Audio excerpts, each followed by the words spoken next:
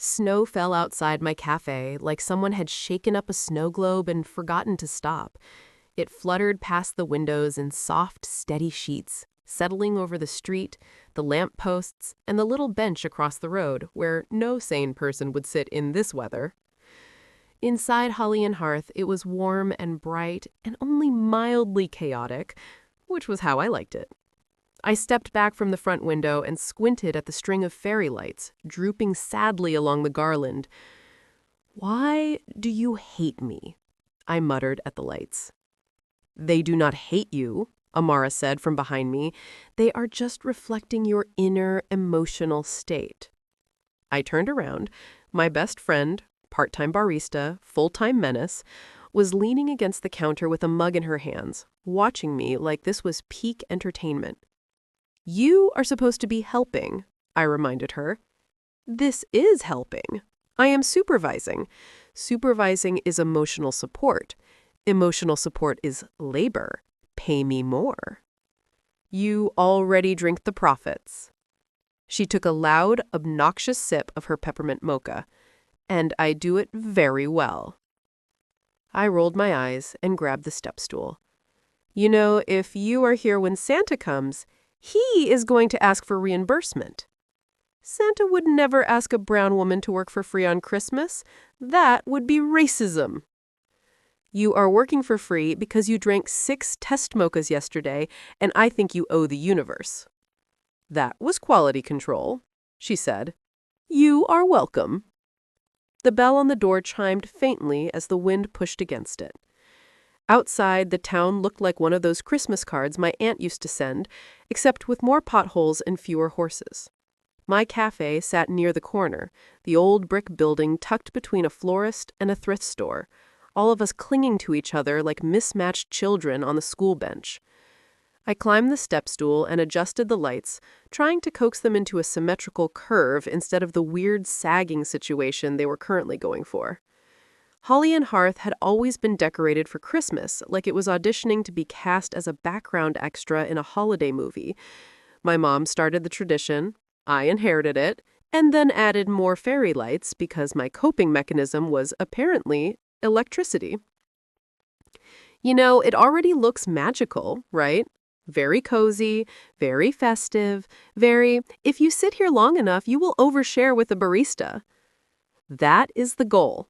I want people to feel like they can cry into their gingerbread latte and it will be totally normal. So, basically, you want to run a socially acceptable emotional breakdown center? It's a niche, but it's my niche. The lights finally cooperated, forming a gentle glowing swoop above the window. I climbed down, brushing glitter off my hands. Some of it was from the decorations. Some of it was probably permanent at this point. Amara watched me with a tiny smile. "You know what would make this Christmas perfect?" she asked. "Please say a fully functioning espresso machine." "A fully functioning wife," she said. "Oh, no." "Yes," she insisted. "A cozy cafe, snowfall outside, your tragic lesbian yearning. This is prime rom-com setting, Lina. You are wasting it by being single." I am not wasting it. I am preserving the aesthetic. I am the emotionally exhausted cafe owner who stares moodily out at the snow and listens to sad music. "You listen to Nova Ray," she pointed out. "Nova Ray is not sad music." "You cry to her songs." "I cry because she is talented and because the bridges are emotionally violent."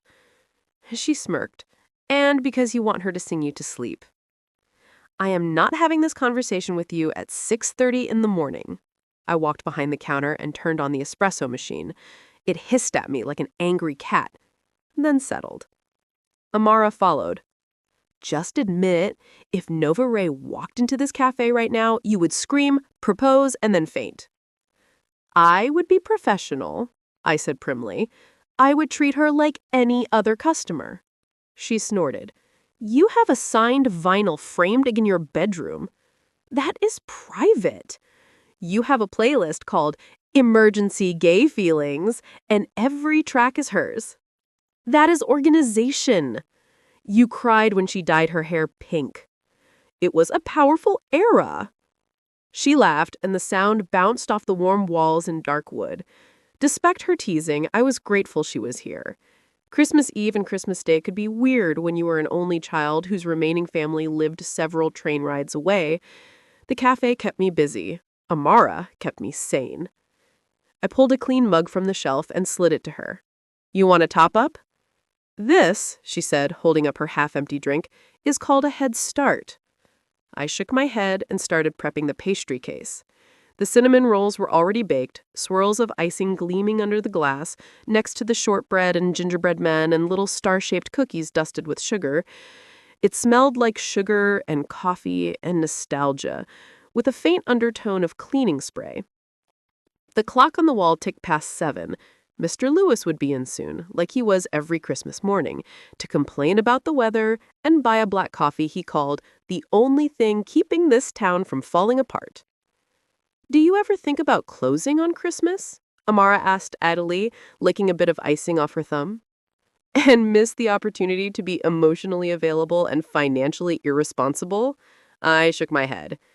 Besides, some people need somewhere to go. Is that your reason or your justification? Both. I smiled anyway. Since my mom got sick and the cafe became mine, holidays had been complicated. Christmas used to be a big family thing. Then it became hospital waiting rooms and blinking machines. Now it was this.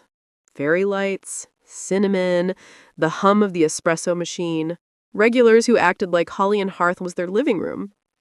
It wasn't the life I used to imagine for myself, but it was mine, and most days, I liked it. On the speakers, a soft instrumental version of Silent Night shifted into a familiar piano intro. I froze. That's Nova Ray, Amara said immediately. It's a Christmas cover. Everybody does a Christmas cover. Her eyes lit up. Is this the one with the insane high note? Maybe. The bell on the door chimed. I glanced up, ready to greet Mr. Lewis. It was not Mr. Lewis.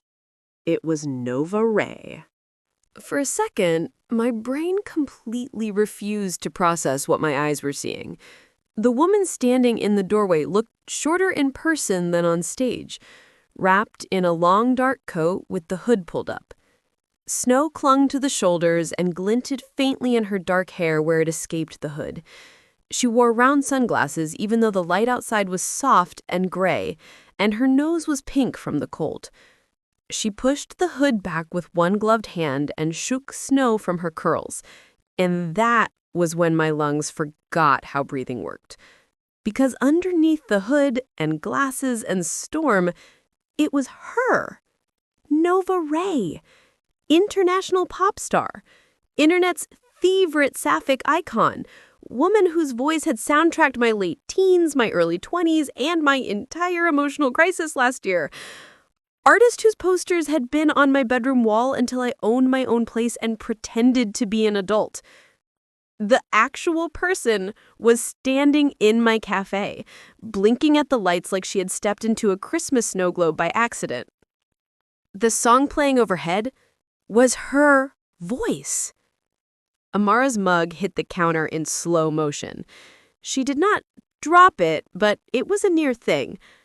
"Oh my God," she whispered. Some distant professional part of my brain tried to restart like an old computer. Customer, I told myself. Human being. She is just a person. The rest of my brain screamed. I realized I was staring. Hi, Nova said. That one syllable did not deserve to be that attractive. Her speaking voice was lower than her singing voice, with a little rasp that felt unfair this early in the morning. Snow swirled behind her in the doorway. The bell chimed again as the wind pushed against it, like even the weather knew something important had just happened. I wiped my hands on my apron and tried to pretend my heart was not doing Olympic-level gymnastics. Good morning, I said, aiming for calm and landing somewhere near strangled. Welcome to Holly and Hearth? Her lips curved. Cute name. Thank you. It came to me in a dream. Amara made a faint, choked sound behind me.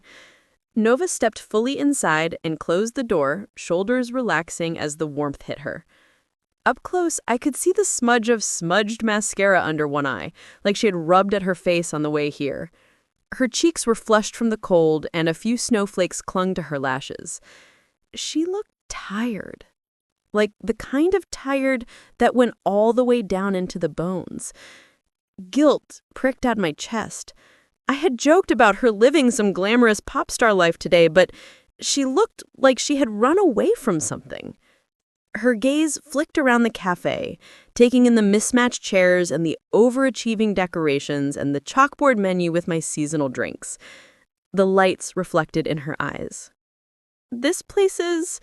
She trailed off, then smiled again, softer this time. It feels like getting hugged by a Christmas movie. Thank you, I said. We are aiming for slightly unhinged but comforting. She laughed. I was not ready for the way that laugh felt like someone had turned all the lights up a little brighter.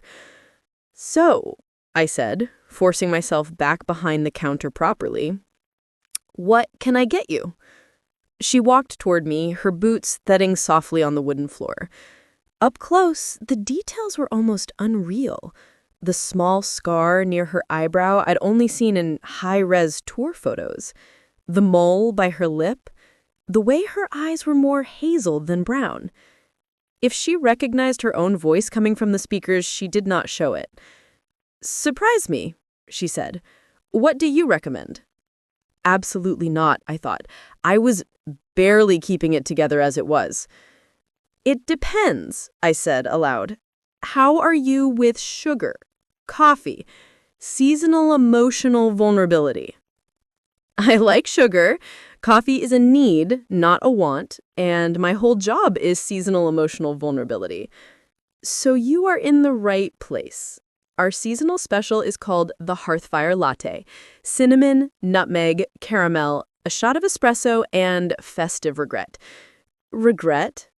Her brows lifted. You drink 3 of them and you will regret it. In a loving way. That sounds perfect. I'll take one with love. Maybe hold the regret. No promises. She rested her arms on the counter while I started the drink. The espresso machine hissed obediently. My hands knew what to do, even if my brain was short-circuiting. Behind her, Amara moved like a star-struck ghost, silently sliding away from the front to the back door. She mouthed at me, very clearly, "What is happening?" then disappeared into the kitchen. I pretended not to notice because if I met her eye, I would lose it. You open every Christmas? Nova asked. Yep, tradition, I said. My mom used to say that not everyone has somewhere to go on holidays. Might as well be here. That's sweet. Also a lot of work. I shrugged. Work is easier when you have good company. Or at least weird company. Her mouth quirked. Which am I? I glanced up from the milk frother. I will let you know when I have more data. She laughed again. I poured the finished drink into a mug that said, Elf Respect, and added a little cinnamon on top. She watched with a kind of focus I didn't expect from someone whose face was on billboards. I slid the mug toward her. 1 Hearthfire latte. She wrapped her hands around it, fingers long and elegant, and lifted it to her lips. I watched too closely as she took the first sip. Watching someone drink something you made should not have felt illegal, but here we are. Her eyes closed.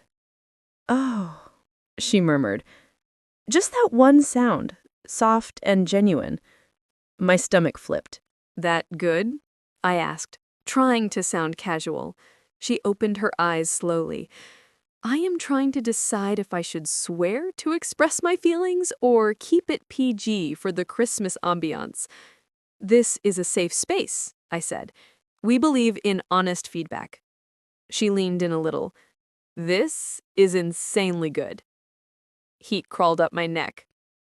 Thank you. Her gaze stayed on me a second too long. You look proud. I am proud. This latte is my child now. Her lips curved, amused. You ever think of naming it after yourself? I feel like Lina Latte sounds less cozy and more like an energy drink. Fair.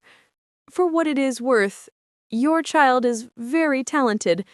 You are not allowed to call it that. It is weird. She took another sip, still smiling. The bell on the door rang again as Mr. Lewis came in, stomping snow off his boots. He took in the sight of Nova at the counter, did a brief double take, then apparently decided he did not have the energy to process it before coffee. "Merry Christmas," he grunted. "Morning, Mr. Lewis. The usual?" "Yes. Whatever that smell is, though, make mine do that." Nova shot me a look. Is that a good sign or a bad sign? "Mr. Lewis has been coming here since I opened. He insults everything he likes. This is very high praise." She studied him with faint amusement as he settled into his regular corner, then turned back to me. "Do you mind if I sit for a bit, or is this a grab-and-go situation?" I blinked. "You can stay as long as you want." The words slipped out before I could filter them. A little smile tugged at her mouth, as if she heard more in that line than I meant to reveal. "Dangerous thing to say," she said softly. "I run a café. I live dangerously. Sometimes I run out of sugar, sometimes I double book the comfy armchair, sometimes I wear non-matching socks." "That is very edgy of you." She chose a small table by the window, the one with the view of the street and the Christmas tree in the corner. I watched her sit down, shrug off her coat, and drop her sunglasses on the table. Her sweater underneath was soft gray, her necklace simple, a little silver star at her throat.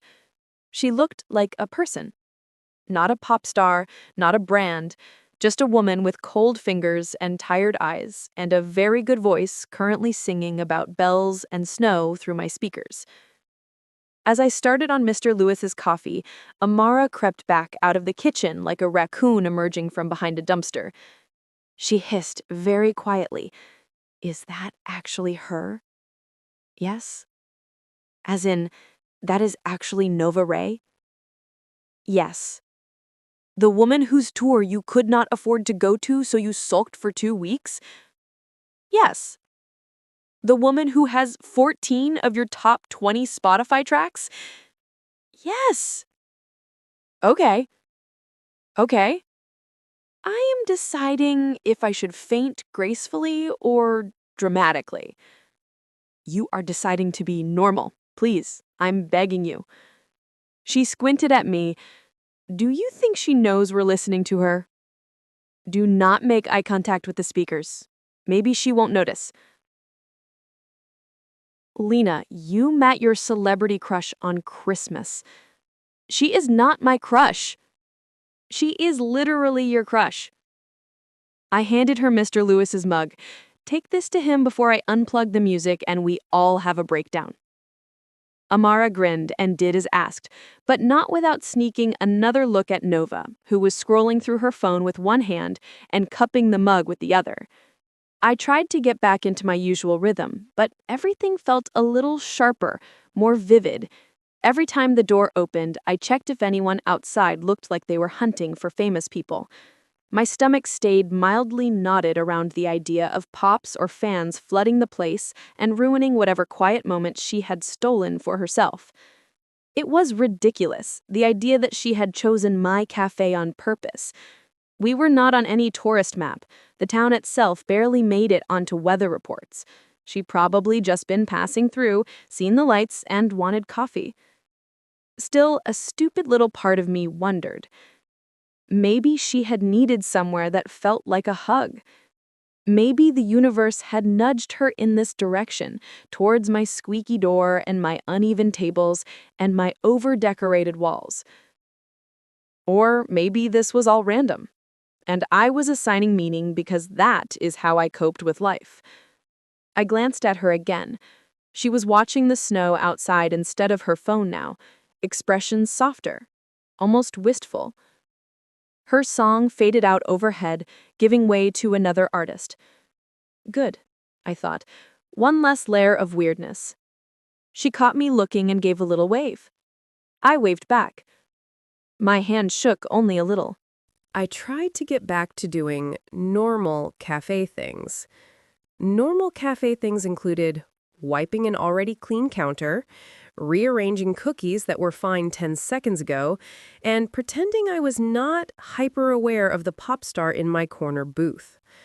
Nova's presence altered the air. She was not being loud or dramatic. If anything, she was very low-key. She sat sideways on the chair, one leg tucked underneath her, mug held close like a tiny hand warmer. She had taken off her coat and draped it over the back of the chair, and underneath she wore a soft gray sweater that looked obscenely comfortable.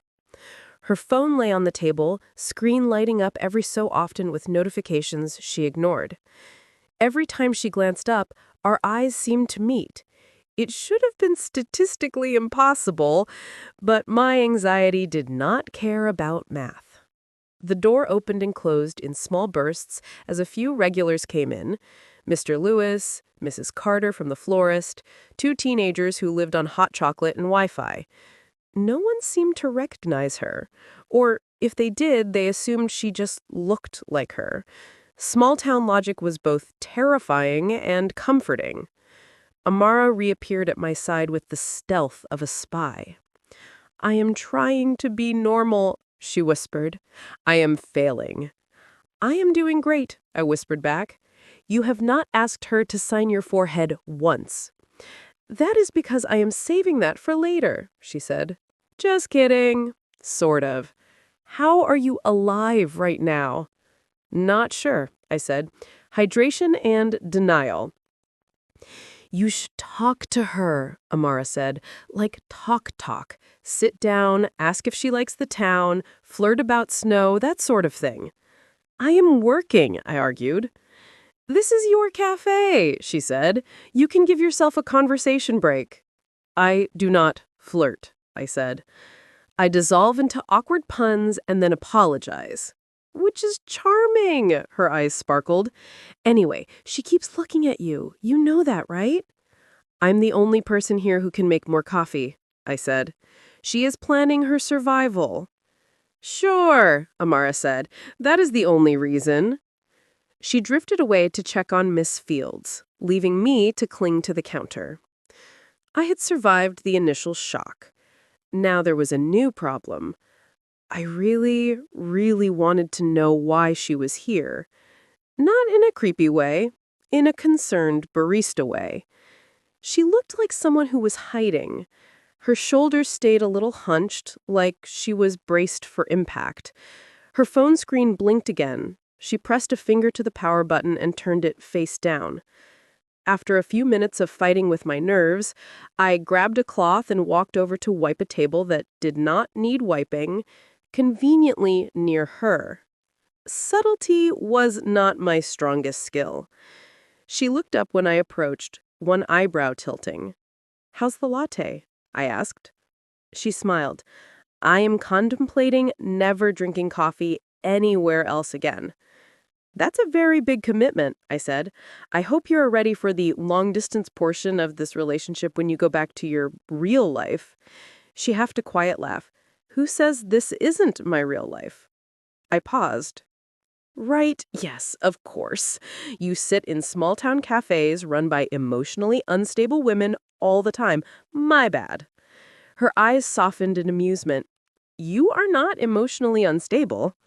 You have known me for 20 minutes. Give it time."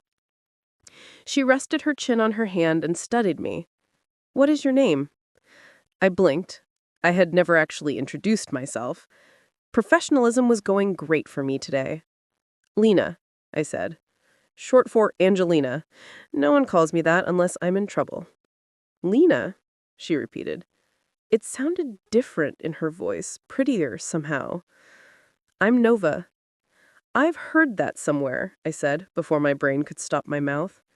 Her lips lifted. "Yeah, I get that a lot." I winced internally. Great. Very casual. Not obvious at all. "I like your place," she said, looking around. "It feels real." That's because nothing matches and half the chairs wobble. We call it character. I like character, she said. All the places I go for work are too shiny. They feel like sets, not rooms people live in. Welcome to authentic, slightly scruffy reality. Population us. Her smile warmed a little more. I gestured vaguely at the windows. Are you, passing through town? The most casual question on earth. Nailed it. Sort of, she said. There was supposed to be a flight. Things happened. I ended up in a car. Then the snow got worse, and the driver said we should stop for a while. I saw your sign. Ah, I said. So this is a weather-induced hostage situation. In the best way, she said. I didn't realize how much I needed to just sit somewhere that smelled like sugar and caffeine. You picked the right prison, I said. We have both in alarming quantities. Her gaze flicked to the front window, where snow continued to fall steadily. Do you get a lot of people on Christmas? She asked. A surprising number? I said. Some have nowhere else to go. Some pretend they forgot something and use it as an excuse to escape their families for half an hour. Some come for the cookies and stay for the electricity. Her lips quirked. And you? Why are you here and not with family? Because someone has to operate the espresso machine, I said, and my parents live 4 hours away and insist on video calls with too many questions. She tilted her head. Too many questions like what? Like, are you eating enough? And when are you visiting? And have you met anyone nice? Also, are you sure running a cafe is stable? Very festive topics. She laughed, eyes crinkling at the corners. To be fair, that last one is a little valid. It is fine, I said. I have accepted that I am married to my business. The coffee machine and I share a deep emotional bond. You could open the relationship, she offered. I almost dropped the cloth. Excuse me? 2 other people, she said, perfectly straight-faced. Not other appliances. That would be weird. I stared at her for a second, then laughed before I could stop myself. It bubbled out of me, light and a little incredulous. She looked pleased with herself. That is illegal, I said. You cannot just say things like that to someone making your drinks. It is reckless. I like living recklessly, she said. I drank gas station coffee on the way here. I have seen things. We looked at each other. The flirtatious undertone hung there, obvious and unspoken, and absolutely terrifying. I swallowed and straightened up. Do you need anything else? Water? Pastry? A new identity? Pastry sounds nice. What do you recommend that will not make me hate myself later? We have mini gingerbread men, bite size, so you can pretend they are calorie neutral. She smiled. Sold. I went back behind the counter, hands tingling, and grabbed the small plate. Amara sidled up next to me. You're flirting, she whispered. I am suffering, I corrected. She's flirting back. This is like witnessing a rare weather pattern. Hand me the gingerbread and stop narrating me like a nature documentary. She passed me the cookies and sang under her breath, the lesbian in her natural habitat approaches her prey with caution. I nudged her with my elbow and walked back to Nova's table before I lost my nerve. I set the plate down. On the house? You don't have to do that, she said. I'm not doing it because I have to. I'm doing it because I want to. And because gingerbread improves most situations. Thank you, she said softly. Her gratitude was not casual. It felt sincere, like she wasn't used to simple, uncalculated kindness. Then her phone vibrated again, harder this time, skittering a little on the table. The screen lit up with a name. I couldn't read it from where I stood, but I saw the number of missed calls in the corner. 10. Nova's jaw tightened. You can take that, I said quietly, if you need to. She stared at the screen a heartbeat longer, then pressed decline and flipped the phone over. Not yet. I'm off duty. Something twisted in my chest. Do you often have to work on Christmas? She huffed a fenerless breath. Do you often have to make coffee on Christmas? Touché, I said. She glanced at me, then at my logo embroidered on my apron. At least you're making something warm and delicious. They just want me to look cheerful and sell a feeling. Is that not what pop music is anyway? Sometimes, but it's also the only way I know how to make sense of my own feelings. They took the thing I loved and turned it into a brand. Then they wondered why I got tired. Her tone stayed light, but the words sat heavy. I bit my lip. There was the emotional depth beneath the banter. Sorry, she said quickly, shaking it off. Wow, that got serious. The coffee made me honest. I accept no responsibility, I said. Side effects may include introspection. She smiled again, but the tiredness around her eyes did not go away. I should stop taking up space. You're working. You're allowed to exist in my cafe. It's kind of the whole point. Even if I loiter and consume your sugar supply? Especially then. It makes the place look busy and the gingerbread feel loved. Her gaze lingered at me, soft and considering. Okay, I'll stay a bit. My heart did a little cartwheel. The morning slipped sideways into late morning without my permission. The snow outside thickened. The number of customers stayed small but steady. A couple came in holding hands, cheeks pink from the cold. A mom and her teenage son ordered hot chocolate and spent 20 minutes decorating it with candy canes. Through all of it, Nova stayed. She moved her seat once, swapping to the corner booth further from the door where the draft was weaker. At some point, she shrugged off her sweater and revealed a faded band tee underneath. Not her own merch, which I found oddly endearing.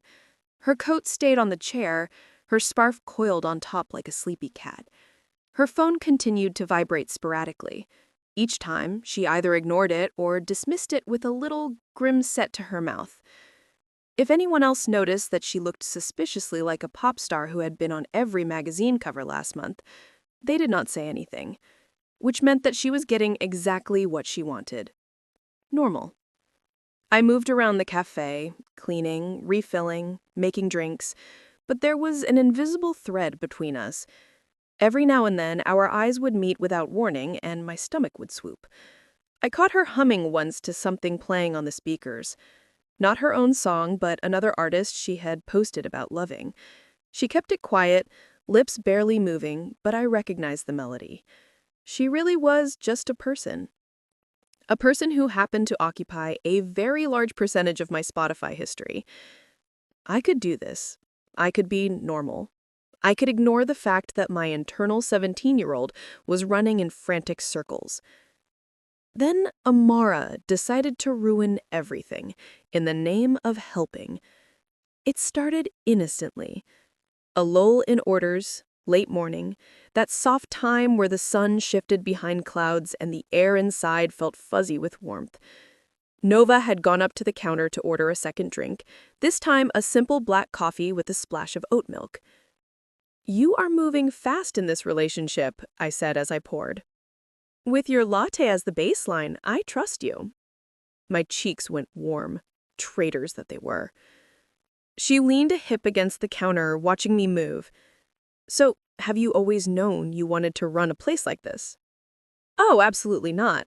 My original plan was to move to the city, become a famous songwriter, experience glamorous heartbreak, and then retreat to a cabin to write a concept album.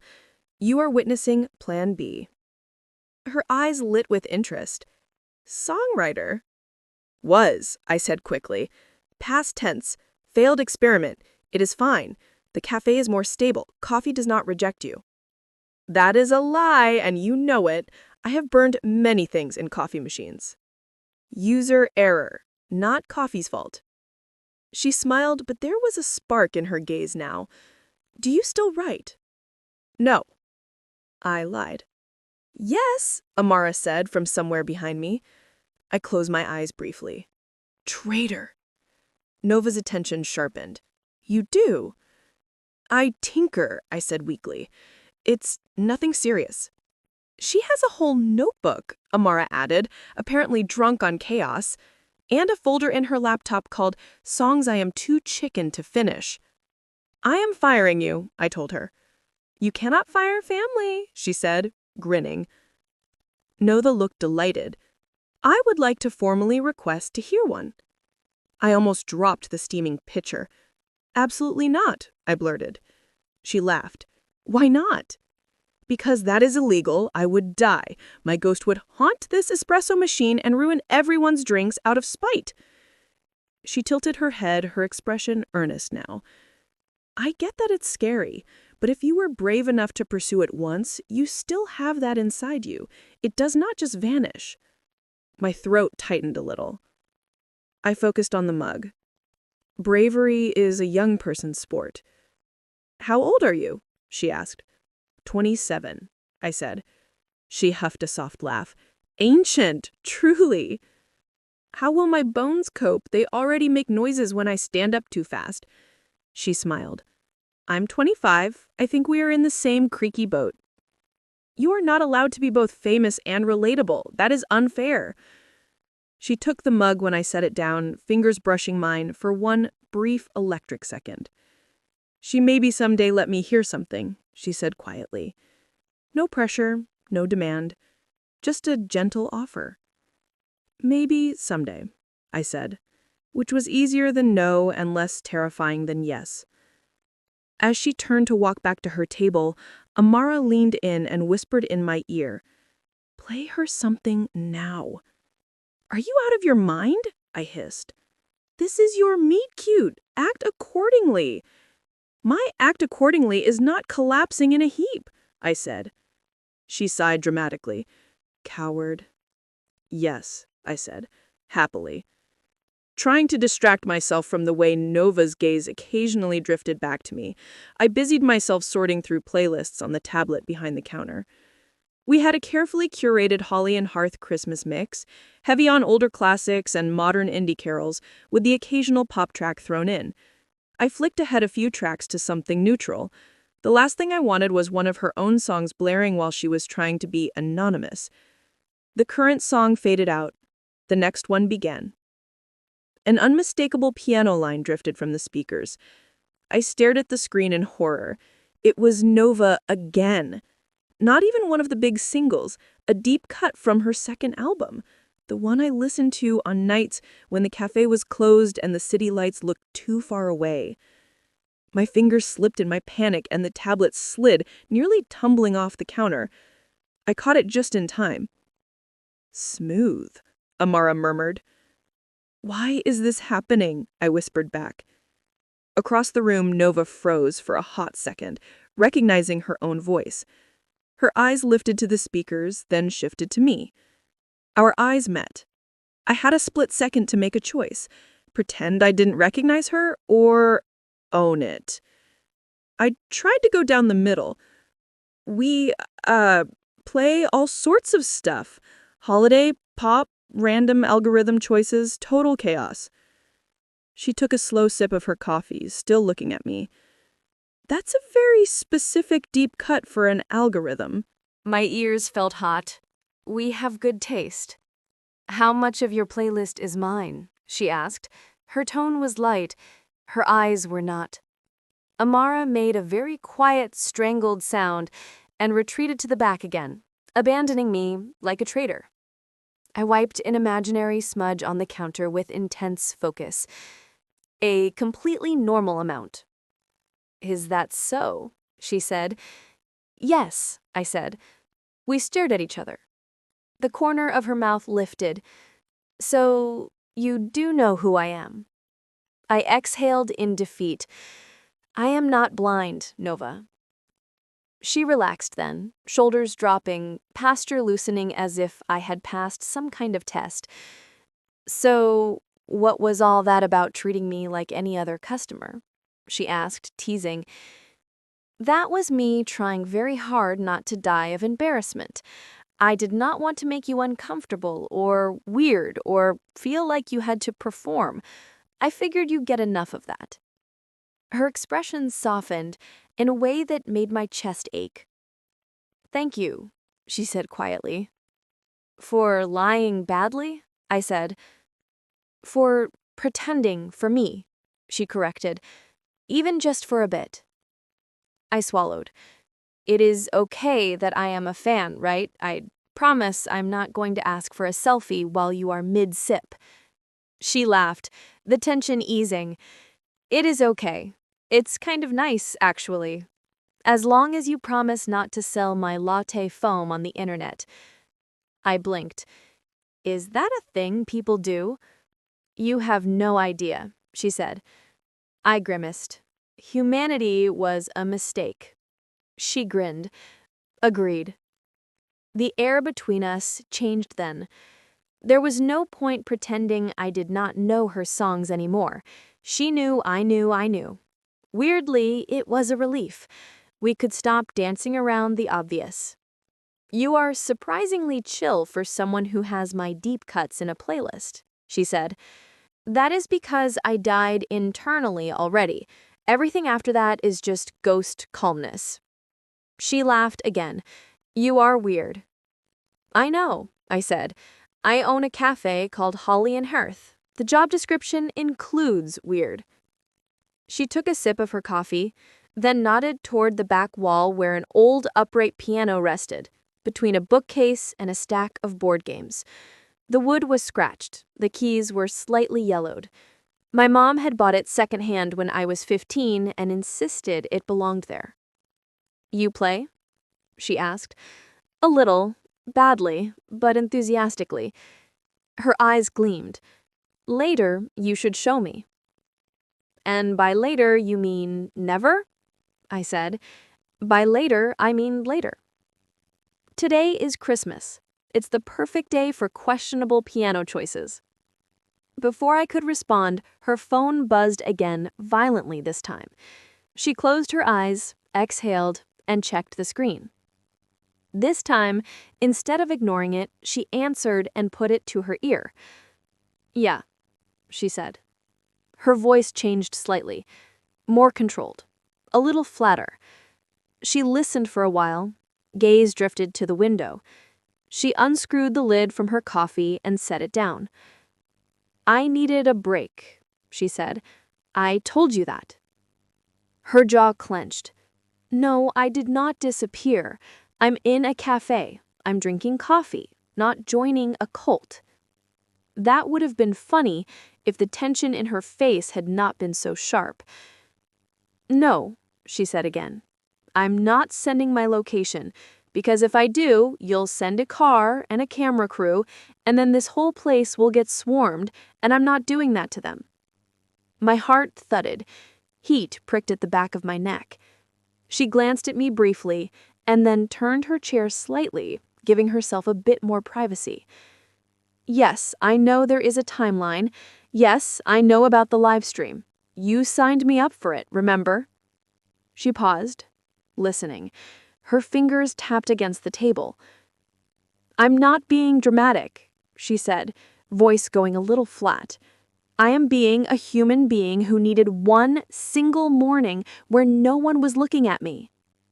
The silence on the other end must have been sharp, because she flinched slightly. Yes, she said softly. I will call you later. She hung up and set the phone face down again. For a second, she just sat there, breathing slowly, shoulders rising and falling, like she was trying to keep something inside from cracking. I wanted to march across the room, pick up her phone, and throw it into the nearest snowbank. Instead, I did the one thing I knew how to do. I picked up a mug, poured fresh coffee, added the tiniest hint of chocolate, and walked over. Without a word, I set it down for her. She looked up at me, surprised. What is this? She asked. Emergency backup, I said. On the house. Side effects may include remembering that you are not obligated to be a Christmas product. A slow smile tugged at her mouth. Is that the official Holly and Hearth policy? She asked. Unofficial, I said. The official policy is buy one cookie, get a second cookie because I cannot do portion control. Her eyes warmed. You are really going to make me cry in your cafe, huh? As long as you do it over a napkin, I said. We have standards. She laughed once, then sobered. Thank you for not asking what that was about. You can tell me if you want, I said. You do not have to. She hesitated, then sighed. My team. They want me back in the city for a surprise Christmas live stream. Big charity event, cameras, contests, hashtags, the works. That sounds intense. It is, she said. And it is fine, usually. I knew what I signed up for. Except, I did not really. I signed up to write songs and sing, not to be the smiling ghost of seasonal capitalism. I snorted. Amazing phrase. Horrible concept. Right, she said. I have not had a day to myself in months, so I took one. Now they're acting like I set a building on fire. I mean, statistically, you probably did less damage than that. She smiled crookedly. I just wanted one quiet Christmas morning. I thought the world would survive without my face on a screen for a few hours. It will, I said. I checked. It is still spinning. She looked at me like she was trying to decide whether to believe me. The café hummed around us. Someone laughed near the door. The smell of cinnamon drifted between us. Do you ever regret it? All of this? Her answer took a moment. Sometimes. Then I remember what it feels like to be on stage and hear people sing back words I wrote in my bedroom when I felt completely alone. That part is real. That part is worth it. I just wish the rest did not have to swallow me whole. My chest ached. I'm sorry, I said. You don't have to be, she replied. You are the only one here who knows how to fix the grinder. I have my priorities. She laughed, but her eyes were softer now. Lina, she said quietly. The sound of my name in her voice did something weird to my heart. Yeah, I said. Thank you. For this. For letting me pretend it's just a normal day. I swallowed. It can be, for as long as you want. Her gaze lingered on mine, something thoughtful and warm in it. That's a dangerous offer, she repeated. I live dangerously. Remember, non-matching socks. She laughed again, and for the first time since she had walked in, the lines of tension around her eyes eased more fully. Outside, the snow kept falling. Inside, time seemed to pause, just for us. Afternoon slid in without asking. The light outside shifted to that washed-out winter gray that made everything look softer. The café filled and emptied in slow waves.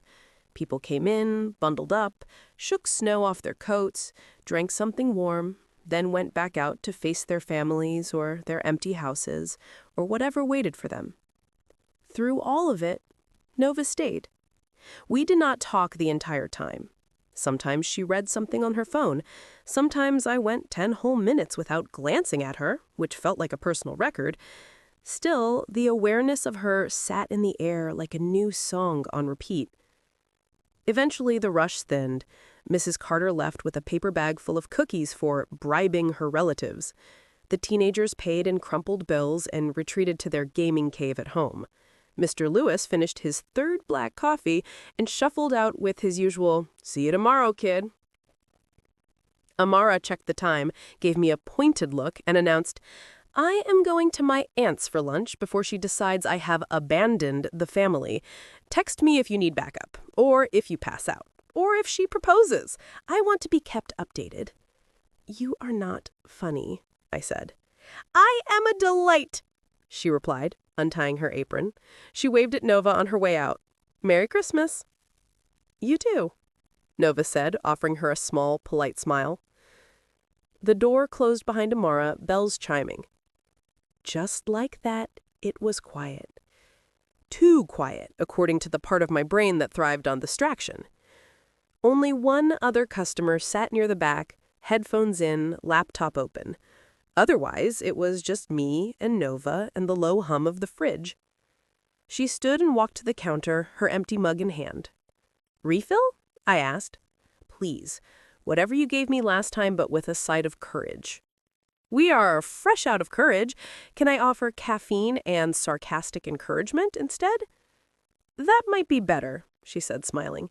Less likely to fry my nervous system. As I prepared her drink, I felt her gaze linger on the piano against the back wall. So, about that "I used to want to be a songwriter" comment, I groaned. You have a very specific memory. I am literally paid to remember words and melodies. Comes with the job. I was hoping you would forget that part. Selective celebrity amnesia. No chance. I am frankly obsessed with the idea that the woman who made the best latte I have ever had also has a secret music past. It is not secret, it is just deeply retired. Her lips twitched. Why did you stop? I slid the mug toward her and stalled for a second. No one had asked me that directly in a long time. For anyone else, I might have brushed it off, told a joke. But she was a musician. She would hear the dodge under the words. I moved back here when my mom got sick. She needed help with the café. Then it became my responsibility. There was not a lot of energy left over for chasing Spotify algorithms and begging people on the internet to listen. Her gaze softened. I'm sorry about your mom. She's okay now. In remission, retired near the coast, sends me passive-aggressive texts about remembering to hydrate. That is very mom of her, Nova said. It is her superpower. But the songwriting, she pressed gently. I shrugged. I kept writing for a bit, posted some covers, sent a demo file to one of those contests, actually. Which one? The one hosted by that indie streaming platform. The one where you submit a song and hope someone important is bored enough to listen. I got a very polite rejection email. Then life got busy. Then I opened this place. And eventually, it felt easier to just let that version of me go. That's brutal, she said softly. The rejection? I asked. The part where you decided you didn't get to want it anymore. My throat tightened in a way that I did not appreciate. This got serious again, I said, trying to lighten it. I'm going to have to tax your emotional depth. She smiled, but it was small this time, thoughtful. What if letting it go wasn't the only ending? What if it was just a pause? Do you give all your baristas motivational speeches? I asked. Only the cute ones, she said. There it was again, that little hit of flirtation, bright and quick. It caught me entirely off guard. I stared at her, the word cute echoing in my skull like a stray drumbeat. You can't just say stuff like that, I managed. Why not? Is it illegal to flirt with the woman who saved me from a mental breakdown/caffeine withdrawal on Christmas? It's in at least 3 states, I said weakly. Good thing we're not in those states, she replied. We looked at each other. A moment stretched, thin and bright like sugar glass. Her eyes dropped to my mouth.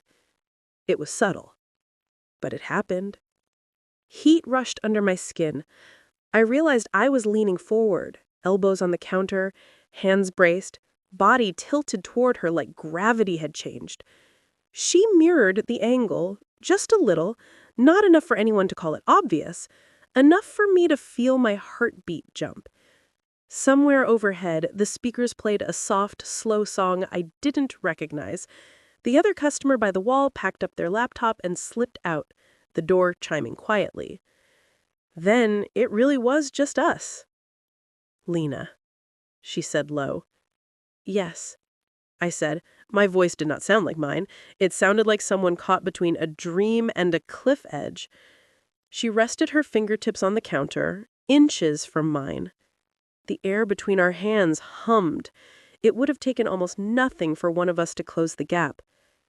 I haven't felt this, she trailed off, searching for words, comfortable, in a long time.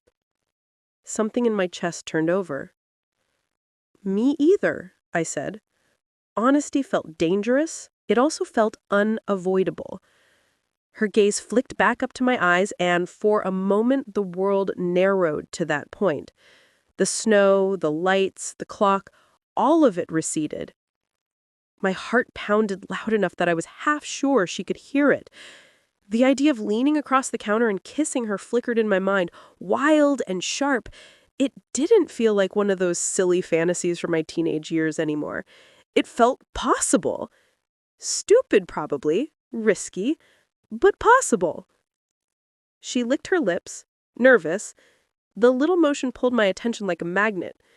I shifted my weight, leaned in a fraction more. Her breath hitched. She leaned in too. The distance between us shrunk to a handful of inches. "Someone is going to walk in," I whispered. No idea why that was what my brain chose. "Let them," she murmured. Something in her voice swooped my stomach. I was close enough to see the tiny gold flecks in her eyes now, the way her lashes curled, close enough to feel the warmth of her breath on my lower lip. Then her phone buzzed on the table behind her. Loud, violent, like a hand slamming down on a piano. She flinched back, as if the sound had brunned. The spell shattered. We both froze, blinking. She took a step back from the counter, eyes wide. Expression suddenly shuddered. She swallowed. The easy teasing in her voice was gone. "I should go." The words bit more than I expected. "Oh," I said, because my brain was a helpful companion. "Now?" She nodded, already grabbing her coat. Her phone buzzed again. She didn't check the screen. "Yeah, I need to, I should get back before they send a helicopter." "That's not very green of them," I said, trying for lightness and landing somewhere close to brittle. She hesitated, coat half on, scarf dangling. Her eyes met mine again, and I saw it. The same panic I felt. Not because of me exactly, but because everything inside her had just jumped from one ledge to another. "I'm sorry," she said. "I didn't mean to. I'm not good at this." "What, drinking coffee?" Her mouth twitched, but the smile didn't quite land. "Staying." The word cut through me straight. "It's okay," I lied. "You don't owe me anything. You came in for a drink, not emotional upheaval." "That's not what this was," she said quietly. I didn't ask what she thought it was. I wasn't sure I was ready to hear it when she was halfway out the door. She shrugged into her coat fully and wrapped her scarf around her neck. Snow swirled outside, sticking to the glass. At the door, she paused and looked back. "Thank you for today. Really." "Anytime," I said. "Holly and Hearth accepts all major credit cards and abandoned pop stars on the verge of burnout." She huffed out a laugh, then opened the door. Cold air rushed in, biting at my cheeks. The bells jingled as she stepped out into the falling snow. I watched her walk down the sidewalk, head bent against the wind, coat dark against the white. A black car waited at the curb. She climbed in. The door shut. The car pulled away. Just like that, she was gone. The cafe felt suddenly too big. I stood behind the counter, staring at the door long after the bells stopped ringing. The near kiss hung in the air like unfinished lyrics. I exhaled slowly and pressed my hand against the counter to steady myself. "Merry Christmas," I told the empty room. It did not answer. I did not sleep well that night. Every time I closed my eyes, the moment at the counter replayed on a loop. The way she had leaned in, the way her gaze had dropped to my mouth, the way her breath had hitched. We had not kissed, but my brain, dedicated overachiever that it was, filled in the missing half-second in vivid detail. I lay in bed, listening to the heating pipes clank, my room lit only by the faint glow of the fairy lights I had never taken down from my college years. The framed vinyl on the wall stared accusingly at me. "Do not look at me like that," I told Nova's album cover. I am the one who did not kiss you. Wait, this is your fault too. You are both at fault. Talking to a record at 2 in the morning was, I decided, a new low. At some point, I drifted into a restless sleep. And when my alarm went off at 6, it felt like I had been dragging a heavy blanket of tension over my head all night. The day after Christmas, the town moved slower. People slept in. The street outside the café was quiet when I trudged through the snow, keys in hand, scarf pulled up over my nose. The bell chimed as I unlocked the door. The air inside was cold, the absence of yesterday's warmth and noise almost eerie. I turned on the lights, the heaters, the espresso machine. The place slowly came back to life. As I set out chairs and straightened menus, I tried to talk myself down. She had been here for 1 day. She was a famous person with a complicated life and managers who called 10 times in a row. I was a girl with a small cafe, a glitchy playlist, and a tendency to cry over bridge sections. She had panicked and left. That did not have to mean anything about me. It could have been about her schedule, her team, her life. It did not make sense to cling to a half-formed moment like it was a promise. I could be mature about this. I could treat it like a strange, wonderful thing that had happened, a Christmas fluke, a story I would one day tell my grandkids. One time, a pop star almost kissed me over a cinnamon latte. They would roll their eyes and go back to their holographic phones. Fine. Great. Totally healthy. I was in the middle of convincing myself I was overreacting when someone knocked on the door. We were not open yet. I glanced at the clock. 6:45. Only the truly desperate or deeply confused showed up this early. I walked over and peered through the glass. My heart did something complicated. Nova stood on the other side, hood down, hair damp with melted snow, hands tucked into her coat pockets. She gave a small, tentative wave. I opened the door without thinking. Cold air swept in around her. "Hi," she said.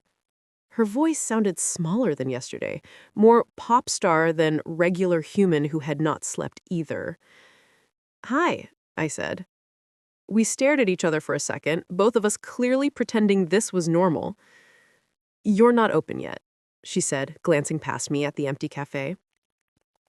"I can be. I'm flexible. We operate on a strict I open when someone needs coffee policy." Her mouth curved. "That's dangerous. I always need coffee." "Lucky for you, I am easily manipulated," I said. I stepped back. "Come in before you freeze." She stepped inside, bringing a swirl of cold with her. Tiny snowflakes melted on her hair. I shut the door behind her and locked it again. Without the usual ambient noise, the silence between us felt thick, but not entirely uncomfortable. "I'm sorry for yesterday," she said abruptly. I blinked. "You do not have to apologize." "Yes, I do," she said. "I basically bolted like a cartoon character leaving a cloud of dust. It was not cool."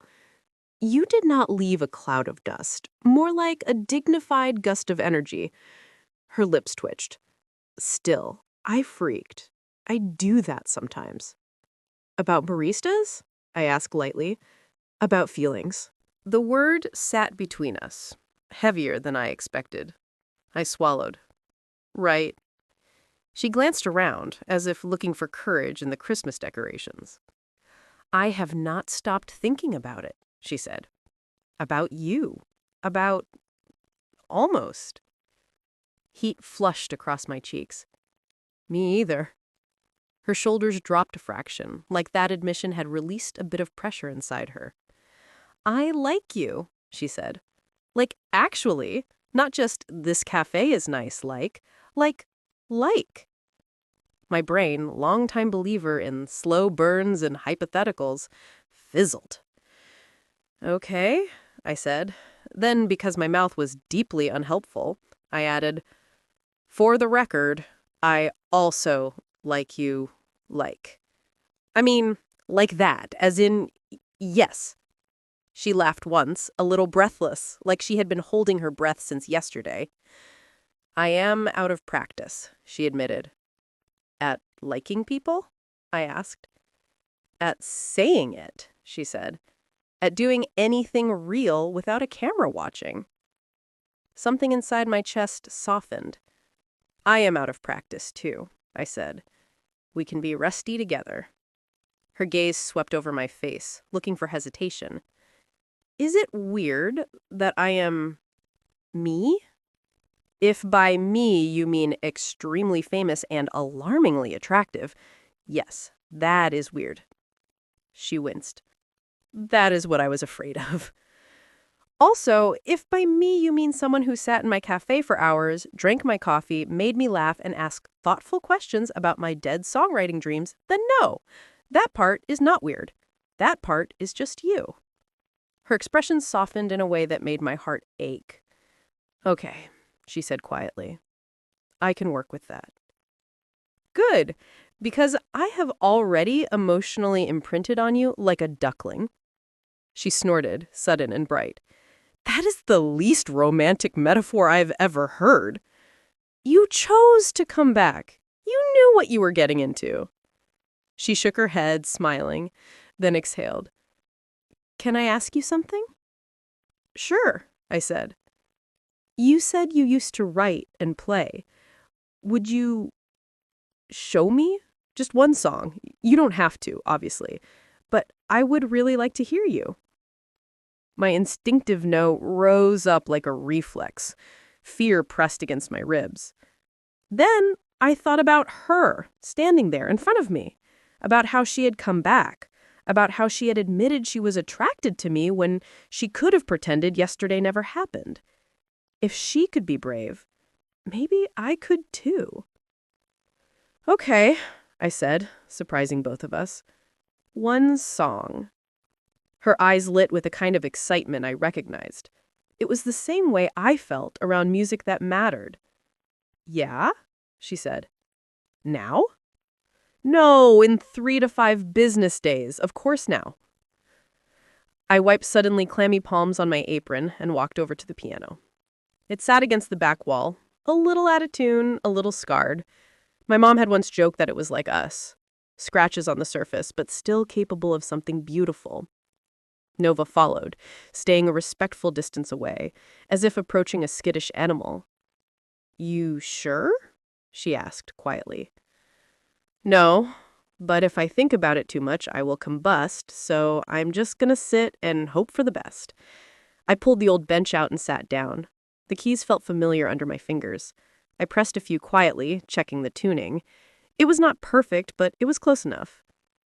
What do you want to hear? I can do a mean jingle bells but anxious. She said, play something that feels like you. The way she said that made my chest tighten. I stared at the keys, debating. There was one song I hadn't touched in months, maybe a year. It had started as a voice memo while I walked home one rainy night, turned into a melody in the kitchen, and then became a verse and a chorus about staying in one place and feeling like the world was moving without me. It was the kind of song I would have sent to a contest once. My fingers hovered. Okay, I said, no judging. She held up her hand, palm out.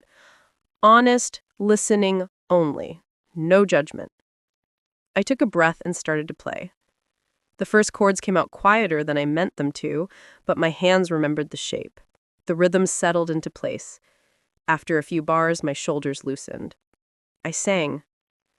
My voice sounded strange to my own ears at first, a bit rusty, a bit shy.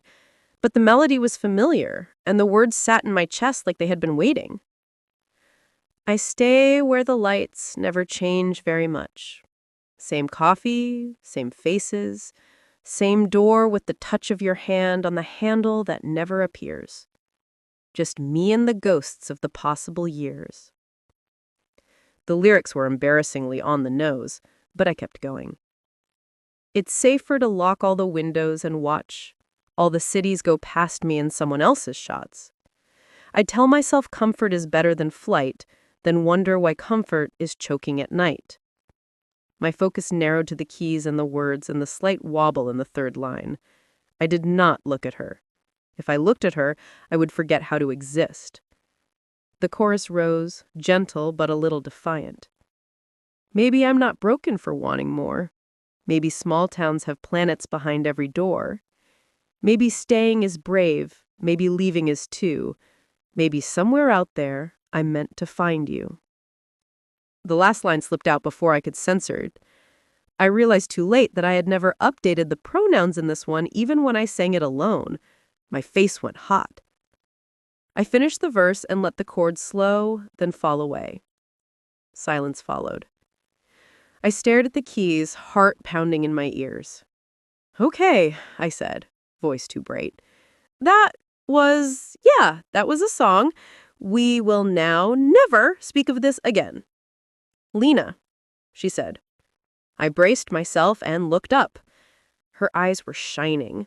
Not in a dramatic movie tear way. In a quiet, I just got hit in the chest with art way. That was beautiful. Like, actually. Not just, oh, that was cute, beautiful. Real beautiful. My brain attempted to reject the compliment. You are very biased. Your caffeine intake is high. I am not biased. I am annoyingly honest about music. Ask my producers. I'm a menace. That song is good. You don't have to flatter me just because you nearly kissed me. She laughed, then sobered. I'm serious. The melody is clean, and the lyrics are sharp, but not trying too hard. That line about comfort choking at night? Rude.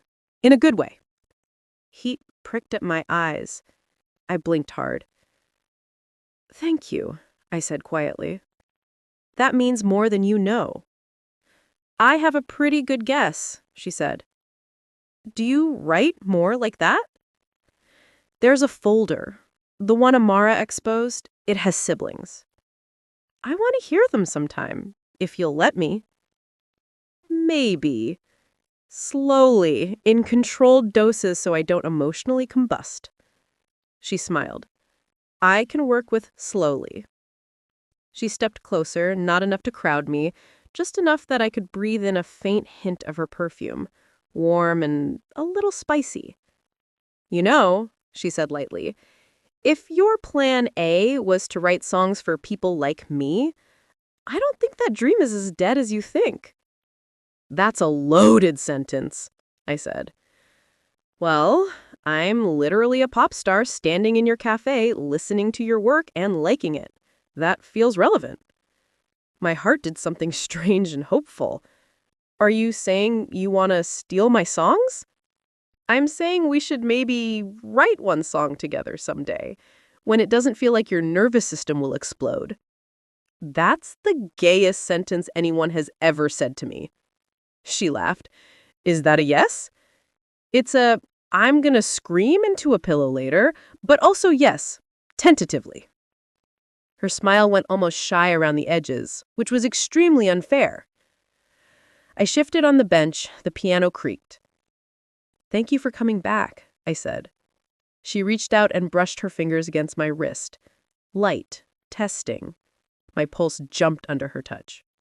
Thank you for letting me, she said.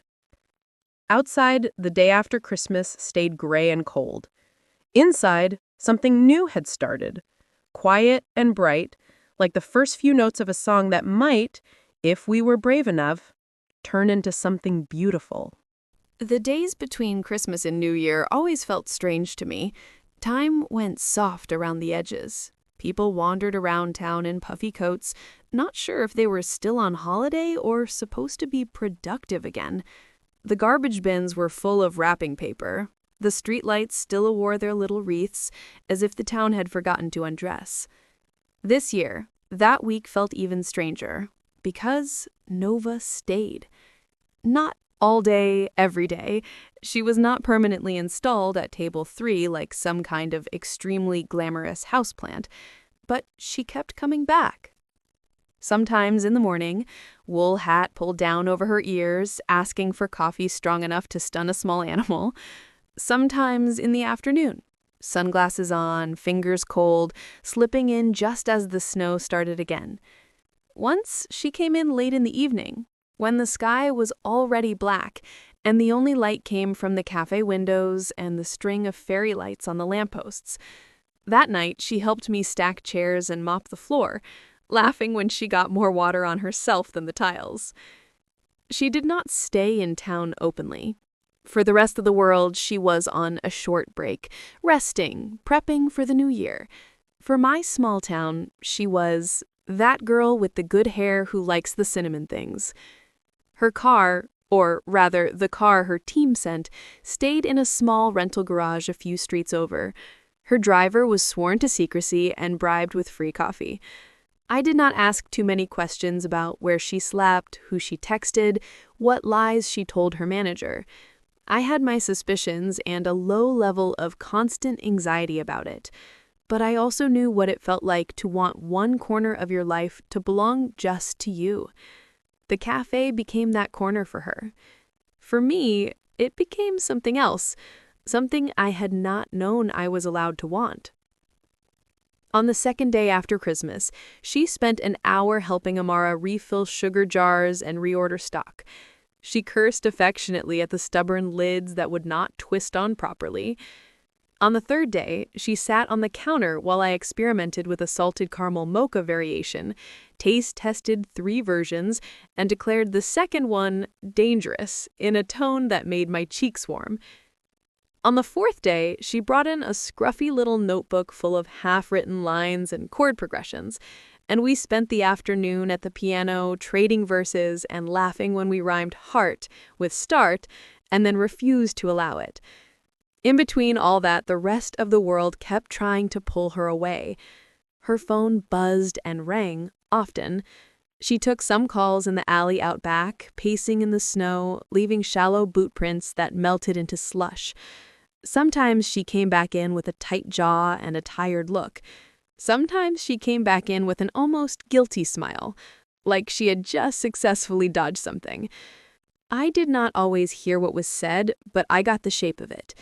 They wanted her back in the city, in the studio, in the photo shoots, in the carefully curated life of the pop machine. She wanted, at least for now, to sit in my cafe and steal my pens and ask if we could try writing a chorus built around the idea of home that did not sound like a Hallmark commercial. Our dynamic settled into something that felt weirdly domestic. She washed dishes once, terribly. There were soap bubbles on the ceiling. I did not know it was possible to get bubbles that high. "Are you doing this in your real life?" I asked, staring up. "Absolutely not," she said. "I am being brave." "You are a disaster," I said. "Your disaster," she replied. I pretended that did not make my heart trip. She started poking fun at my apron choices. I started throwing a free cookie on her saucer whenever she looked a little stressed. We had ongoing debates about whether All I Want for Christmas Is You was a romantic classic or a terrifying anthem of emotional codependency. By the 5th day, my regulars had started making quiet comments. Mrs. Briggs, who owned the antique shop across the street, leaned over the counter with a satisfied smile. "So," she said, "you have a new friend." "Yep," I said. "She likes sugar and existential dread. Fits right in." Mrs. Briggs chuckled. "She looks at you like my Harold used to look at me." I nearly dropped the plate I was drying. "That is a very loaded statement, Mrs. Briggs." She patted my hand. "You deserve someone who makes your eyes light up like that, dear." I told myself she was seeing things. I also told myself not to look at Nova when I thought about it, which was unfortunate because she was currently behind the counter, sleeves rolled up, carefully pouring latte art into a mug like she was trying to win a competition. "It's a heart," she said, holding it up proudly. "It's a blob," I said, lovingly. "Love is messy," she replied. It was very hard not to stare. Chapter 8. The Kiss, finally. It was the night before the town's post-Christmas community gathering, which was our way of saying, everyone bring leftovers and try not to fight about politics in the church hall. The cafe was closed for the evening, the door was locked, the chairs were mostly up, and the lights had been turned down low. I had put on a softer playlist, mostly acoustic stuff with a hint of holiday leftovers. Nova sat on the counter, legs swinging, watching me wipe down the espresso machine with the intensity of someone watching a drama series. "Does it always make that noise?" she asked, as the machine let out a grumpy hiss. "Yes," I said. "That is its love language." "It sounds like it is dying," she said. "It is dramatic," I said. "It learned from me." She smiled, then hopped down, landing lightly, the sound swallowed by the rug near the register. "Do you ever get tired of this? The routine? The repetition?" "Sometimes," I said honestly. Then a customer says something ridiculous, or I nail the exact right amount of foam, or a song comes on at the perfect time, and it feels like I am exactly where I'm supposed to be. She nodded slowly. "I have not felt like that in a long time," she admitted. "You do on stage, though, right? When people sing your lyrics back to you?" She hesitated. "I did, for a while. Lately, it has felt more like playing a version of myself I do not fully recognize. The songs are still me. The rest is a costume." Her clothes tonight were not a costume. Old jeans, a borrowed Hollium Hearth sweatshirt with the logo slightly faded, hair tied back messily. She looked like she belonged here. She walked around the counter, brushing my arm as she did, and my skin tingled where she passed. "You look good in that," I said, before I could stop myself. She glanced down at the sweatshirt and grinned. "Local merchandise, limited edition. You have to work a full shift to earn it. Company policy." She did dishes. That was almost a safety violation. "True. That should get you a loyalty card." She stepped closer again, casual, then not casual, because there was less air between us now and the room felt suddenly smaller. The low light made everything softer. Her eyes looked darker. Her freckles stood out more across her nose, tiny constellations I wanted to memorize. "Can I ask you something incredibly unfair?" "That sounds promising," I said. She took a breath. "If I were not Nova Ray, pop star, chronic messenger notification victim, if I were just some girl who walked in here one day, would you still like me?" The question was so honest, it hurt. I held her gaze. "I liked you before I admitted I knew who you were. I liked the exhausted stranger who said this place felt like a Christmas hug. The person came before the pop star." Her shoulders lowered a little, like a weight had slipped off. "Good," she said softly. "Because when I'm here, I do not feel like Nova Ray. I just feel like, I don't know, someone who burns soup and forgets her keys. I have not seen you burn soup yet, but I'm willing to believe in your potential." She laughed, but her eyes were bright now. "Lina," she said, stepping closer again. I could smell coffee and something warm on her skin, like vanilla and smoke. "I keep thinking about how it felt almost the other day." "Me too," I said, voice barely above a whisper. "I had a minor meltdown about it in the car. My driver was very confused. Mine involved yelling at my ceiling and threatening a vinyl." Her smile turned crooked. "We're both completely normal then." "Deeply," I agreed. She reached out, fingers brushing my forearm lightly, then settling there. "This time, can we maybe get to the actual part and not just the almost?"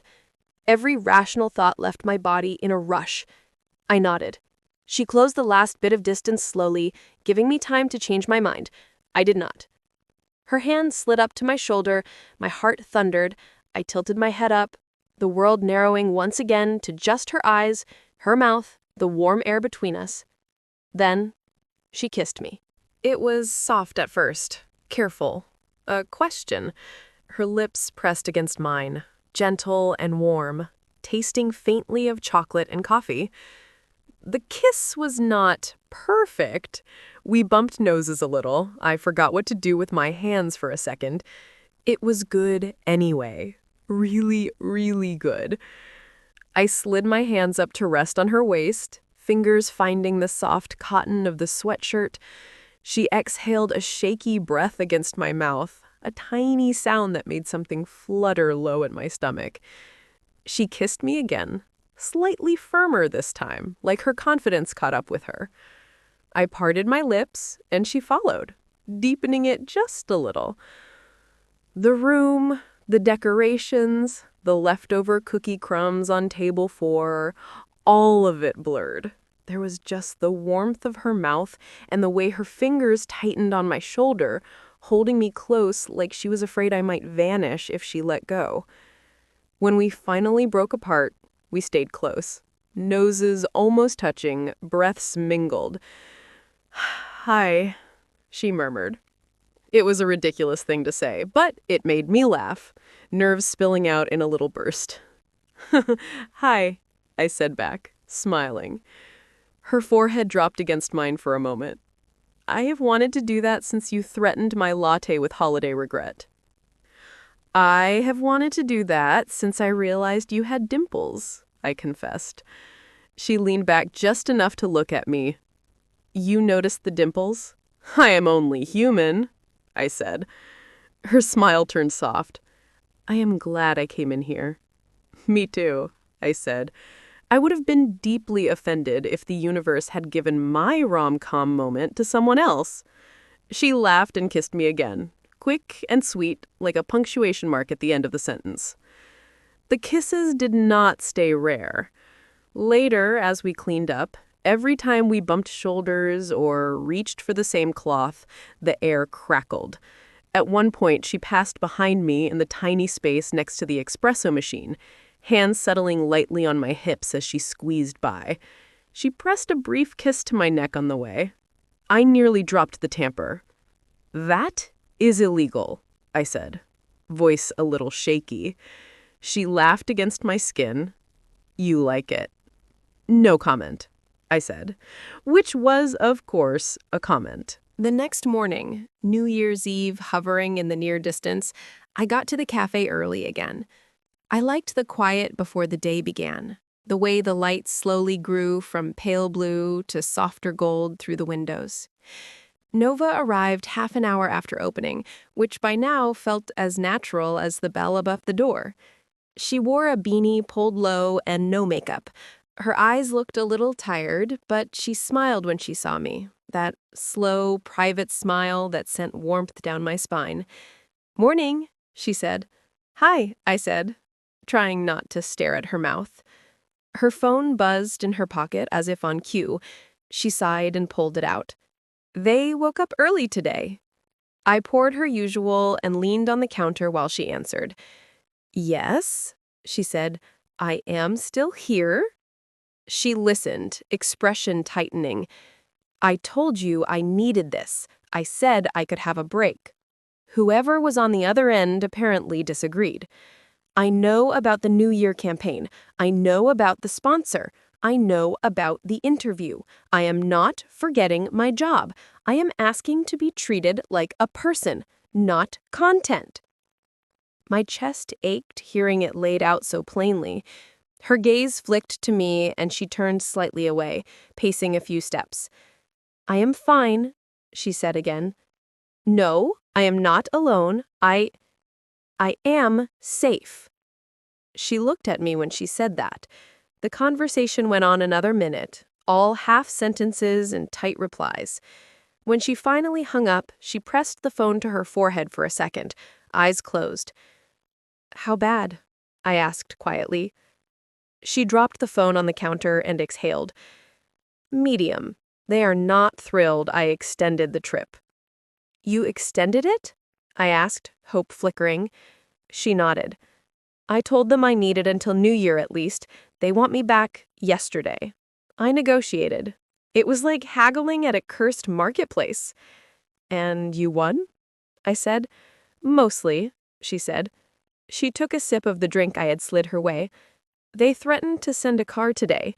I told them if they did, I would turn my phone off and post a selfie from somewhere completely different out of spite." I laughed. Impressed.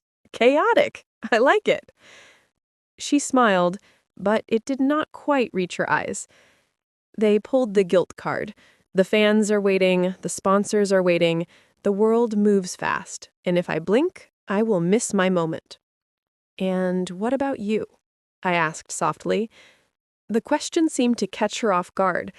She stared into her coffee. "I do not know," she said. I am 30 concerts, 4 albums, and 1,000 interviews into this life.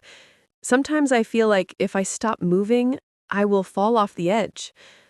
Or, I said, you'll realize there's a floor. She looked up.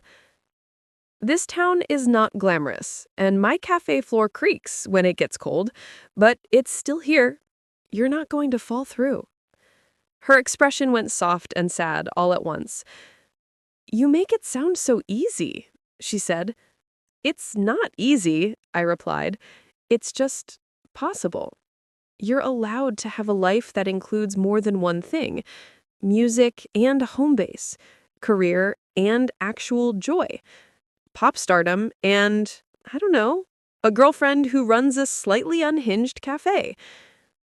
The word girlfriend slipped out before I could stop it. Silence stretched. I felt my face go hot. I mean, hypothetically, in a world where that word was not terrifying. Her lips curved slowly. You just called yourself my girlfriend, she said. I called myself the owner of a small business, I said quickly. You added the label. I liked it, she said. I swallowed. You did? She nodded, a little shy now, which was new and very unfair. Yeah, I did. We looked at each other, the weight of the words settling between us, not heavy, but important. We are not exactly casual, she said. We kissed next to a frothing pitcher while making jokes about emotional trauma. That feels pretty committed. I laughed, nerves easing. That is our brand. Her phone buzzed again. She sighed and silenced it without looking. They want me back right after New Year, she said. We have studio time booked, promo meetings, calendar stuff. Do you want to go? I asked. Her answer came too slowly to be reassuring. I want to make music. I do. But I do not want to go back to feeling like a product. I don't know how to separate the two. I reached out and took her hand across the counter. Her fingers curled around mine like she had been waiting for the contact. Then maybe, I said, the question is not whether you go back. It is how you go back and what you bring with you. Like you? She asked, half teasing, half hopeful. Like your boundaries, I said. And yes, maybe also me. Her eyes lit. You know you just suggested a long-distance relationship with a touring musician, right? I am aware. I'm also aware that we live in the age of video calls and cheap trains. And songs, she added quietly. We could write together, between cities, between shows. Your words, my reach. The idea sent a thrill through me. It would be terrifying, I said. It would be good, she said. Maybe both, I replied. Her gaze dropped to our joined hands. She lifted them slightly, thumb brushing my knuckles.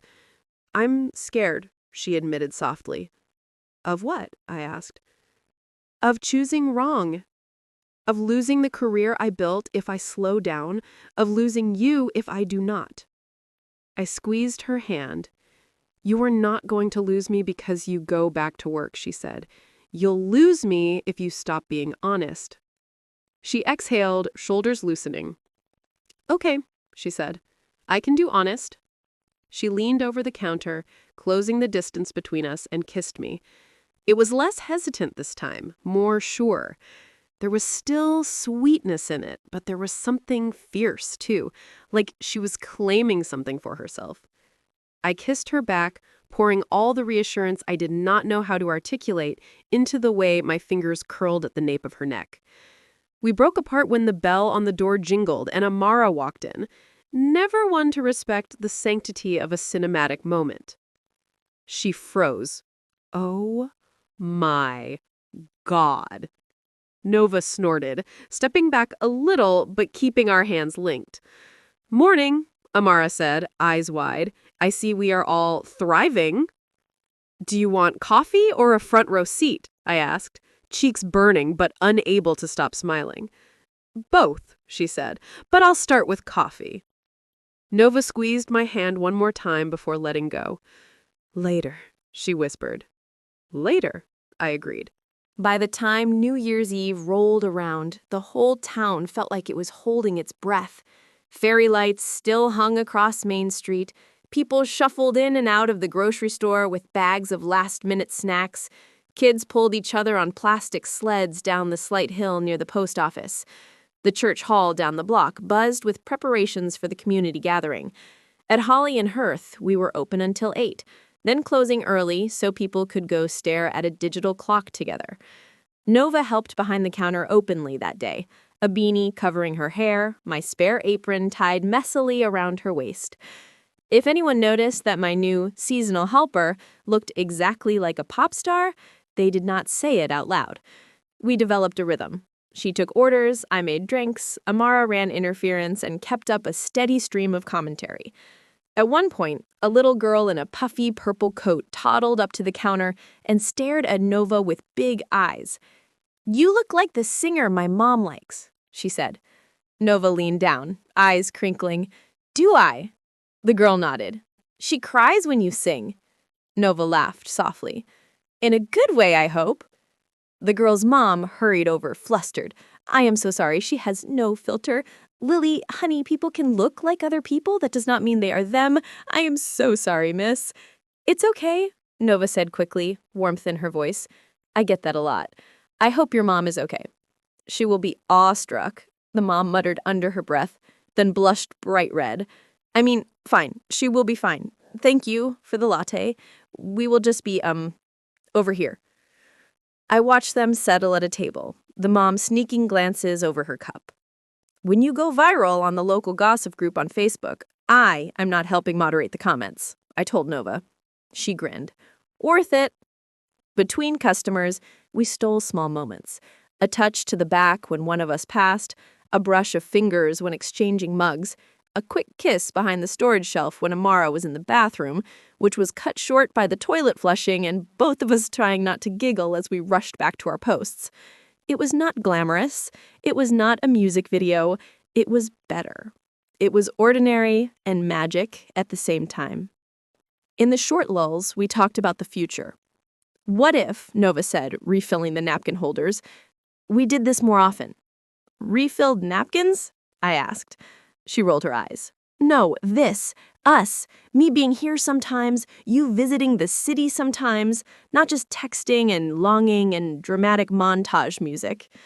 We would need a schedule. I am very bad at spontaneous train hopping." She smiled. "Luckily, my entire life is already mapped out on a terrifying color-coded calendar. We could carve out pockets. I have a break in February between Europe and the States. You could come to 1 or 2 shows. I could come back here in spring. Holly and Hearth's spring menu featuring seasonal pop star." "Exactly," she said.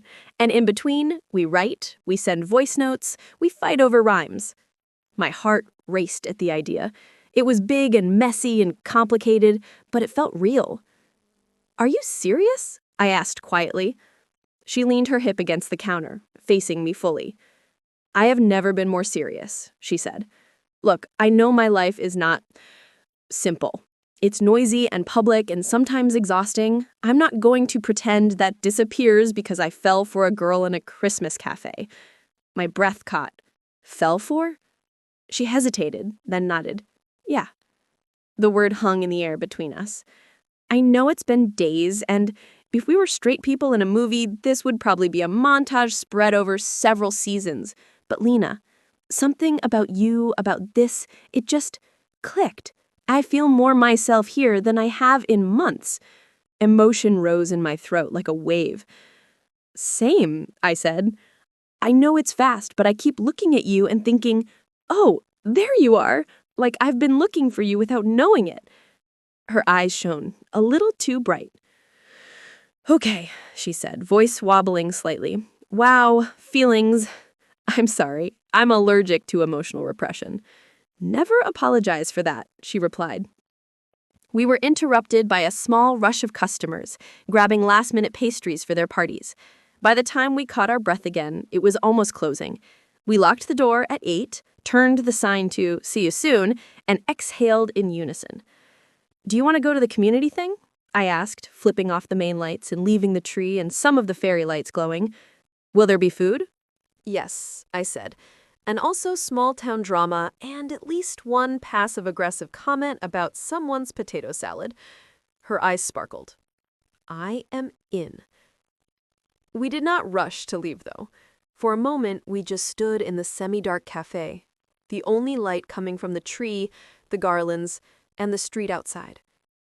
Nova stepped closer, hands sliding around my waist. I rested my palms on her shoulders and tilted my head up. "One more," she murmured. It sounded like a request and a promise. She kissed me, slow and lingering this time. No rush, no phone, no interruption. My fingers curled into the soft fabric of her sweatshirt. Her thumb traced small circles on my hip. My toes curled in my sneakers. When we pulled apart, the world outside continued as normal. A car drove by. Someone laughed on the sidewalk. Snowflakes drifted lazily past the window. Inside, everything felt changed. "Whatever happens next year," she said, quietly, "this week was the best decision I have made in a long time." "You say that like the year is not going to involve me," I said. "Oh, it is," she said. "You are my co-writer now. And my girl, if you want to be." There it was again, the word that had scared me before. This time, it did not feel scary. "Yeah," I said. "I want to be." Her smile could have powered the fairy lights for days. "Good," she said. "Then let's go watch a bunch of people count backwards and pretend the new year will magically fix their issues." "That is my favorite tradition," I said. We stepped out into the cold together, hands brushing, then linking fully. The church hall glowed at the end of the street, warm and noisy, filled with people who had watched me grow up, who knew my flaws and my strengths and my coffee preferences. Some of them glanced at us as we walked in, our joined hands, our matching grins. Mrs. Briggs caught my eye and nodded in quiet approval. It did not feel like a scandal. It felt like a small town doing what small towns sometimes still do best, accepting quietly and making room. There would still be gossip, there would still be complications, there would still be managers and tours and long nights. But as midnight approached and we stood side by side, paper cups of cider in hand, the countdown echoing off the walls, I realized something. For the first time in a long time, I was not scared of what came next. I was curious. At 0, everyone cheered. Someone set off a cheap, indoor sparkler that made half the kids scream and half the adults flinch. Confetti made out of shredded flyers rained down. Nova leaned close and whispered in my ear. "Happy almost New Year," she said. "Happy almost New Year," I replied. She kissed my cheek, soft and sure. Tomorrow she would have to think about flights and schedules and negotiations. Tonight, she was just a girl holding my hand in a church hall while an off-key recording of a pop song played over borrowed speakers. Tomorrow, we would start figuring out how to fit our lives together in the spaces between obligations. Tonight, we belonged here. Together. Goodbye. Sort of. The first morning of the new year felt cleaner somehow. The snow on the street was less trampled, the sky was a sharper blue. People walked around with that determined look that meant they were lying to themselves about sticking to their resolutions. In Holly Hearth, the fairy lights were still up. I decided they could stay until February, or forever. Nova sat at her usual table by the window, coat folded on the chair beside her, hands wrapped around a mug. Her suitcase sat on the floor, small, neat, quietly devastating. Her car would be here soon. I topped off her drink, even though she had not asked. "Are you trying to caffeinate me into staying?" she asked, a smile tugging at her mouth. "Yes," I said. "Is it working?" "A little," she admitted. She looked at the suitcase, then at me. Her expression shifted into something softer, more serious. They want me back in the studio tomorrow. Zoom calls tonight, calendar meetings, promo plans. Sounds intense, I said. It is, but she reached across the table and took my hand. I told them I am taking weekends off, not negotiable, and that after the spring tour, I am blocking out 2 whole weeks. No cameras, no press, just my life. My heart jumped. Your life? She squeezed my fingers. The part that has you in it. I swallowed past the lump in my throat. How did they take that? Like I told them I was moving to the moon. There was a lot of, "Are you sure?" and "This is not how we do things," and "What about momentum?" And you said? She lifted her chin, a little proud. I said I would rather have a long career that feels like mine than burn out in 3 years because I'm not allowed to be a person. That is very hot of you, I said. She laughed, then sobered. It does not fix everything. There will still be long days. I will still disappear into promo hell sometimes. People will still expect me to be on when I want to be in pajamas. Pajamas are a spiritual right, I said. Exactly, she said. But I'm going to fight for space now. For me, for us, for the songs we want to write. The words us and songs settled in my chest like warm stones. What about, I hesitated, telling people about you, about us? Are you ready for that? She looked out the window for a moment, then back at me. I want to. Someday. Soon. On my own terms. Not because someone leaks a photo or a rumor, not because I'm cornered in an interview, because I choose to say it. Okay. Then we do it your way, your pace. Her shoulders relaxed. You're seriously okay with all of this? The distance, the cameras, the chaos? It terrifies me. But the idea of not having you in my life terrifies me more. So, balanced. Her eyes glistened a little. She blinked it away. Say it again, she quietly said. What? I asked. That you want me in your life. It would have been cheesy if it hadn't been so sincere. I want you in my life, I said simply. As my girlfriend, my co-writer, and my official chaos distributor. A slow, brilliant smile broke over her face. Good, she said. Because my label is about to get an email with your name on a co-writing contract, and it would be very awkward if you said no. You're putting my name on paperwork? I squeaked. Multiple pieces of paperwork, she said proudly. We're going to get you paid for your emotional damage. That is the most romantic sentence anyone has ever said to me. She laughed and leaned across the table to kiss me. It was soft and unhurried, full of all the things we did not have time to say out loud. When we broke apart, the car pulled up outside, a sleek, dark shape against the snow. She glanced at it, then back at me. This is the part where I am supposed to make a dramatic speech, she said, or sing a ballad or something. I am not ready for a ballad, I said. I will cry into the sugar jar. Okay, no ballad, she said. How about this? I go back. I do what I have to do. I send you ugly selfies from dressing rooms. You send me videos of the espresso machine making dying animal noises. We write. We call. You come visit when you can. And next Christmas, I come back and we do this week again on purpose. My chest felt too small for my heart. Deal, I said. You sure? She asked.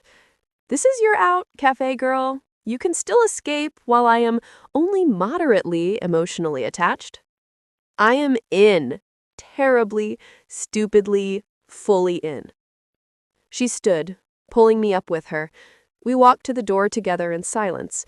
At the threshold, She turned and looked around the cafe one more time, at the fairy lights, the garlands, the scuffed tables, the piano in the corner. "This place saved me a little," she said. "You did that," I said. "We just provided the caffeine." She brushed her knuckles down my cheek. "Call it a collaboration." Outside, the driver pretended not to stare. "I will text you when I land." "You better," I replied.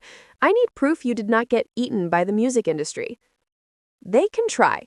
I have a small-town lesbian and a haunted espresso machine on my side." I laughed, even as my throat tightened. She kissed me one more time, a little deeper, like she wanted the memory to last. "See you soon, Lina Park." "See you soon, Nova Ray."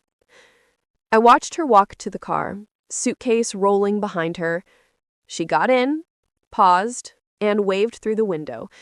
Then she was gone. The car disappearing down the street, leaving tire tracks in the snow. I stood there for a long moment, the bells above the door still swaying from when we had opened it. My chest hurt. But underneath the ache, there was something else. Not emptiness, expectation. She would be back. In the meantime, I had a cafe to run and songs to write.